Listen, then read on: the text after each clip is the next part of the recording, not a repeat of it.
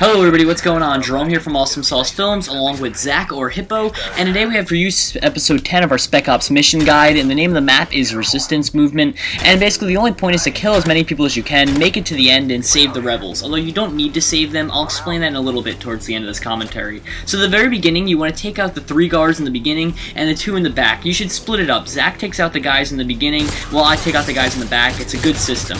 This building right here you want to rush into because they won't be alerted by broken glass, and at the same time, if you wait too long, they'll end up like turning their heads and they'll be able to see you. So hit them while they have their backs turned. That's the best thing overall.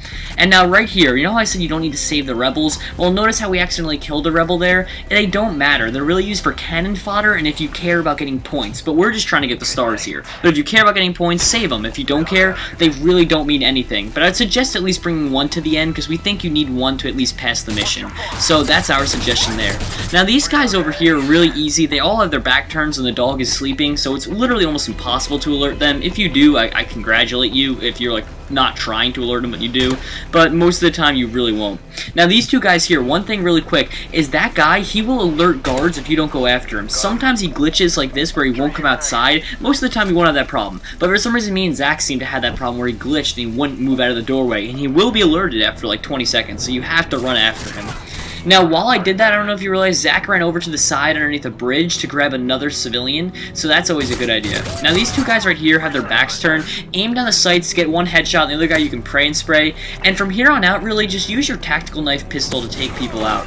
But one suggestion I have that I used to do is because me and Zach have a knack for alerting people, I grab the G36, which I just did right there, and I usually just go from there. In case we have to go loud, I have a good advantage over the enemies. Now, if you're wondering really quick why this is a single-person commentary, not a dual commentary, it's because the original audio got messed up. Actually not messed up, I just forgot to record it. So I'm commentating over it now, and I don't think Zach will be that mad, but yeah, so I'll leave a link to Zach's thing in the description. So right here, you want to divide the people up. Zach takes out the guy on the right, I take out the guy in the chair on the left. It was a little messy on my part, but yeah. Right here, mark where these guys are, because they will be alerted very quick. There's 2 guards, 1 right there and 1 in the back. Now you can sneak up on these guys. See how they're bringing a hostage? Well, at this point, I believe Zach took the initiative and shot everyone, even though, really, to be honest, it should have been like a team effort, but he just kind of went ahead and, like, didn't even do it, and I think I actually yelled at him in the video for it originally, but, you know. So then you go and save that rebel. Now, over here, this is important. Get the 2 guys in the back right here, you ready? You don't want to miss them. I know they're in the back and there's a little bit of smoke coming out of one of the cars, so it's hard to see.